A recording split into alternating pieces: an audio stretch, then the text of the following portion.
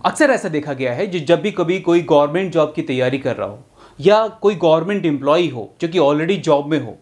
उन्हें काफ़ी सारी धमकियां आती हैं। अगर आपने मेरे तरीके से काम नहीं किया तो आपको किसी न किसी केस में हम फंसा देंगे और आपका जॉब धरा का धरा रह जाएगा, आपके हाथ से ये जॉब निकल जाएगा, आप कुछ नहीं कर पाओगे। और अक्सर लोग जानबूझ के उनके ऊपर केस भी फाइल कर देते हैं ताकि उनका जॉब चला जाए, और वो काफ़ी भयभीत भी रहते हैं इस चीज़ से, क्या मेरे ऊपर कोई केस फाइल अगर कर दे तो मेरा जॉब चला जाएगा। मेरे पास बहुत सारे ऐसे कॉल आए हैं जिसमें कि कोई पर्सन जॉब में ऑलरेडी है या कोई पर्सन जिनका जॉब लगने वाला है, उनके पास हाथों में अपॉइंटमेंट लेटर है और उनके सगे संबंधी रिश्तेदार जो उनसे दुश्मनी, जो उनसे द्वेष भावना रखते हैं, उन्होंने उनके खिलाफ केस फाइल कर दिया है और वो काफ़ी परेशान है। तो आज इस वीडियो में मैं आपको वो सारे प्रोविज़न बताऊंगा और सारे डिटेल डिस्कशन करूंगा आपसे कि क्या ऐसा पॉसिबल है जो अगर आपके खिलाफ कोई एफआईआर कर दे, झूठा एफआईआर भी कर दे, तो क्या आपके हाथ से वो जॉब निकल जाएगा। और वो कौन से ऐसे जनरल केसेस होते हैं जो कि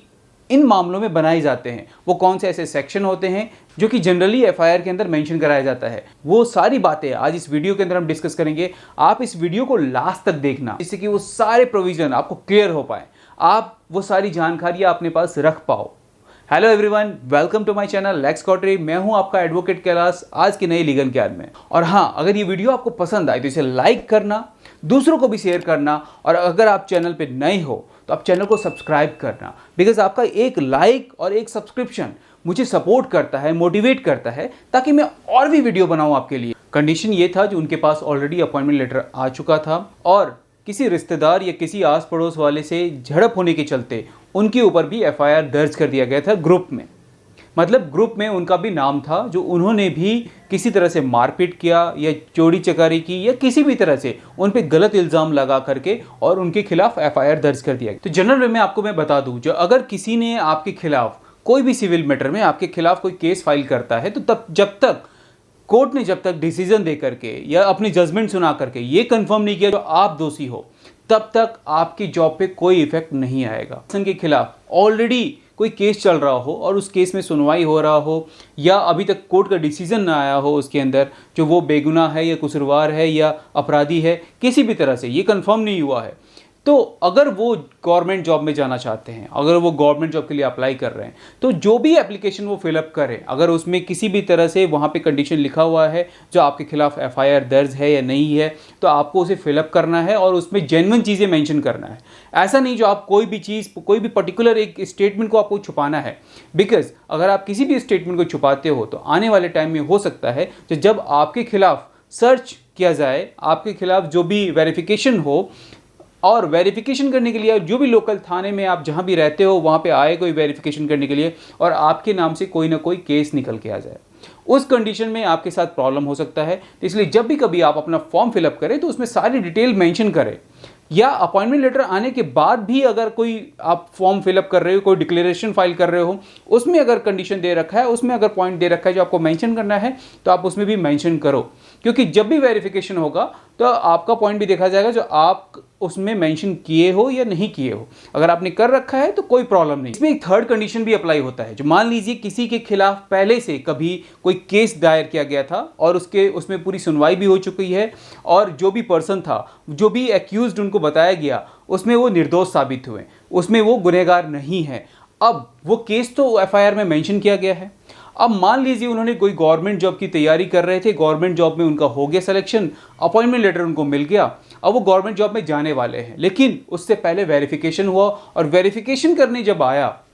पर्सन वहाँ से, तो उन्होंने देखा कि जो एफआईआर में अभी भी उनका नाम मेंशन है। तो आप इस बात का जरूर ख्याल रखें, ये पॉइंट आप नोट डाउन कर लें। जो जब भी कोई केस आपके खिलाफ जब क्लोज हो तो वहाँ का जो जजमेंट हो, मतलब कोर्ट से जो जजमेंट आए, उस जजमेंट की एक कॉपी आप लो। आपको ये कॉपी कहाँ से मिलेगा, तो आप अपने वकील से बोलना, वहाँ जो मुंशी वाले होंगे वो 100, 200, 500 लेने के बाद आपको वो जो भी जजमेंट कॉपी है वो आपको प्रोवाइड करा देंगे। उस कॉपी को आप ले आकर के अपने लोकल थाने जहाँ पे एफआईआर दर्ज कराया गया था वहाँ ले आकर के आप उस रजिस्टर में से उस नाम को हटाइए। उनको बोलिए, आप उनको रिक्वेस्ट करिए, जो ये मेरा जजमेंट आ चुका है तो आप अपने रजिस्टर में से अपराधियों के नाम में से मेरा नाम हटा दीजिए। वहाँ नाम हटाना बहुत ज़रूरी है। अगर आपने ये गलती की तो हो सकता है, ऐसा पॉसिबिलिटी है, तो जब भी वेरिफिकेशन करने के लिए आए और आपका नाम देख करके वो एप्लीकेशन वापस चला जाए और आपका एप्लीकेशन रिजेक्ट हो जाए। अब हम बात करते हैं जो अगर मान लीजिए कोई पर्सन ऑलरेडी गवर्नमेंट एम्प्लॉय हैं, मतलब वो ऑलरेडी सर्विस में हैं और उन्हें धमकी दिया जा रहा है जो अगर आपने मेरे तरीके से काम नहीं किया या आपने मेरा काम नहीं किया तो आपको अपनी जॉब से हाथ धोना पड़ जाएगा,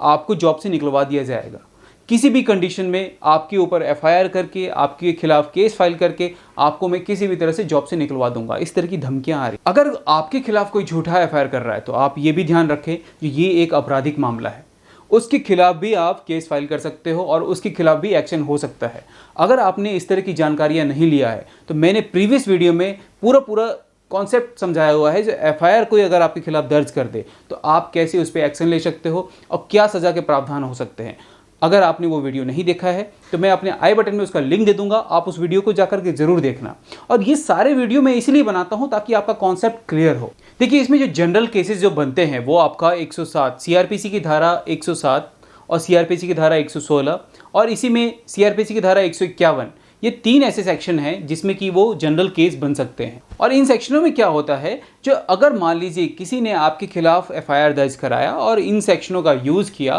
तो इन सेक्शनों में पुलिस संदेह से भी आपको गिरफ्तार करके ले जा सकती। मान लीजिए आपको गिरफ्तार किया और आपको 24 घंटे तक अपने कस्टडी में रख लिया, तो क्या कस्टडी में रखने से आपकी जॉब चली जाएगी? बिल्कुल नहीं, आपकी जॉब नहीं जाएगी। इन केसेस में जनरली आप क्या कर सकते हो, जनरली आप बेल के लिए एप्लीकेशन तैयार कर सकते हो, वकालतनामा लगा करके आप बेल पा सकते हो। इमीडिएटली आपको इमीडिएटली मिल जाएगा क्योंकि ये एक सिविल मैटर है, एक कंपाउंडेबल ऑफेंस है, तो आपको इमीडिएटली अपना जमानत मिल जाएगा। उसके बाद आप जनरली जैसे जॉब पे जा रहे थे वैसे आप जा सकते हो। मान लीजिए कुछ मैटर ऐसे भी होते हैं जो कि मारपीट का मामला होता है, मतलब आपका किसी का झड़प हुआ, कोई बातचीत हुई, कोई बहस हुई और आपके खिलाफ कोई मारपीट का या कोई चोरी चकारी का किसी भी तरह से गलत इल्ज़ाम लगा करके आपके ऊपर केस फाइल कर दिया हो। इसमें जो धाराएं यूज़ की जाएगी वो सीआरपीसी की धारा 323,